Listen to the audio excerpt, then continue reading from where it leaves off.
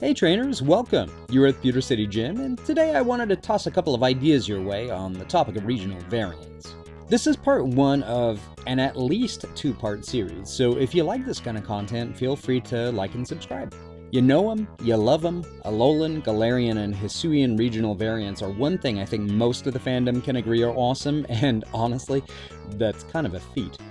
As such, I'm pretty sure that we're going to get some new ones for Generation 9. As these games are, presumably, set in a region based on the Iberian Peninsula, I wanted to come up with some new takes on old Pokémon that might be a good fit for that locale. These aren't necessarily predictions, more of a wish list, I guess. Now, normally we go to the lab to check out my design process, but I'm going to show less of my sketches and whatnot for these guys as there's quite a few of them for the video, and I thought we could find somewhere a little more fitting based on the trailer for Scarlet and Violet.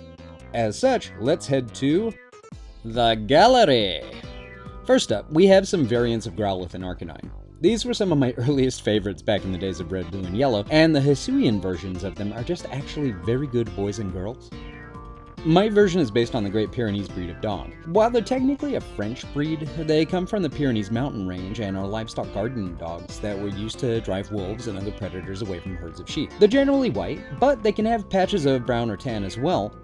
The only color that's considered a flaw in their coats is black, so we don't see Growlithe and Arcanine's characteristic tiger stripes in this variant, which makes them kind of unique looking. I also used a few influences from traditional fencing garb in their patterning, as they're a fighting type to better counter several Pokemon I thought would make fitting predators for them to ward off, and fencing has its roots in Spain. Also, when you're fencing, you say en garde, and this is a breed of guard dog. So, you know, layers. The mountains they're named for are on the border between France and Spain on one side, and I'm going to assume the new region, similarly, probably shares a border with Kalos. I'm really hoping for a Kanto-Johto situation where we can go to both regions like in Gen 2, but nothing if not overly optimistic. So that's why they're here. I almost made it a variant of Furfrou, but Great Pyrenees are more closely related to breeds that made their way to Europe from Asia. Well, according to Wikipedia anyway. That just seemed to relate much more closely to Growlithe. Anyway, Pokédex entries. Growlithe, the puppy Pokémon. While it's extremely friendly with people and the Wooloo it typically guards, its demeanor becomes fierce and violent when it sees predator Pokémon like Lycanroc and Fennekin. Its thick coat is a perfect fit for snowy weather. And Arcanine, the guard dog Pokémon. Arcanine from this region are stern protectors of those it considers to be its pack, livestock and people alike. It never lets down its guard for even a second, yet never seems nervous, just constantly alert. There is a myth that this Pokemon never sleeps, but in fact it does need rest and is a very, very light sleeper. Our next set of variants are another favorite critter of mine, Shuckle. I wanted to give this overlooked beast a bit of a glow up, so I decided to lean into their fruit-loving nature and do a split variant for each version, one for Scarlet and one for Violet. I based the colors and themes around the fruits that seem to be at the heart of the names and insignias for these games. Scarlet seems to me like it would relate to blood oranges, and Violet to dark grapes. You'd only find the one corresponding to the version that you're playing, and have to trade for the other one, of course. I used colors from the logos of each game to color their shells as well. Blood orange, to me, sounds really kind of violent, right? Scarlet's a color that's often linked to anger.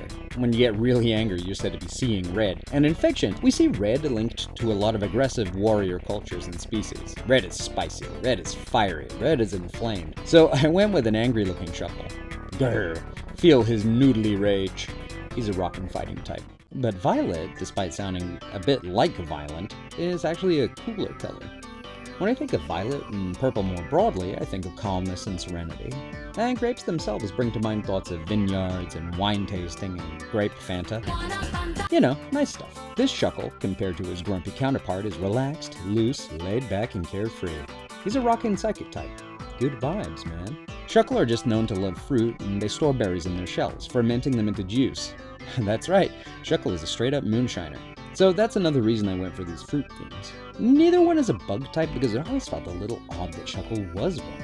It's sort of a play on a worm and an apple, but when I think bug, I tend to think of arthropods.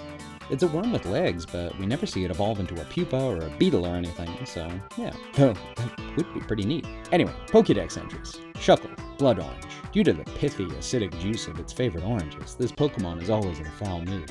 While its attack strength is low, its fighting spirit is high, and its defense is off the charts. If you defeat one in battle, it will share its special orange juice with you. Shuckle Tempranillo grape.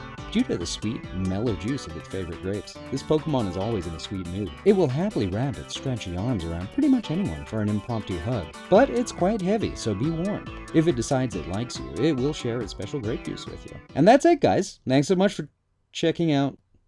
wait a second. Is that another painting over there? It's kind of dark, so it's hard to see. Oh, well, there is one more. So, there are a lot of amazing Spanish artists, and I mean a lot, but I think one of the most interesting and tragic is Francisco Goya. Long story short, he was initially a well-renowned painter, commissioned by the Spanish royal family to create beautiful, bright works of art. A lot of them were religious in theme too. Vibrant colors and a sense of airiness kind of permeate these works. Then, Goya got a front row seat to the horrors of war. Coupled with an undiagnosed illness that made him go completely deaf and his own worries about his deteriorating mental state, he got to be, let's just say, a little less optimistic. Eventually, he removed himself from public life and retired to an out-of-the-way farmhouse where he lived out his remaining days. But he did still paint. You can take the man out of the art scene, but you can't take the art scene out of the man, I guess. Instead of painting on canvas, though, he painted directly on the plaster walls of his home. These paintings were never intended to be shared, and they are collectively called the Black Paintings because the subject matter is really pretty depressing and macabre.